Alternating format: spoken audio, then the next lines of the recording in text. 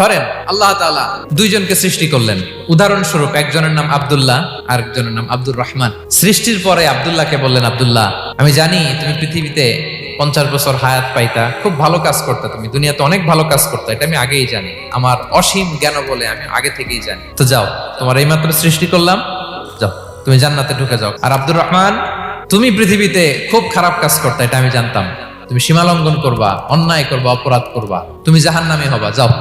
যেহেতু আমি জানি পরীক্ষার আর দরকার নেই, তোমারে জাহান্নাম দিয়ে দিলাম, যাও ঢুকে যাও। সে বলবে, আল্লাহ এইমাত্র আমারে বানাইলেন, সৃষ্টি করেই বলতেছেন তুমি জাহান্নামে যাও, আর বলতেছেন আমি জানি দুনিয়াতে পাঠালে তুমি খারাপ কাজ করবা, তুমি জাহান্নামী হবা, পাঠানোর আর কি দরকার, আগে থেকে জাহান্নামে যাও। আল্লাহ আপনি জানলে জানতে পারেন, আমি তো জানি না, ঠিক কিনা বলেন? সে বলবে, না আল্লাহ আপনি ভুল বলতেছেন, এই দুনিয়াতে পাঠাইলে আমি খুব ভালো কাজ করতাম, এজন্য আল্লাহ তাআলা পরীক্ষার আয়োজন করেছেন, যাতে করে তুমি জেনে যাও যে পৃথিবীতে তুমি কি করেছো।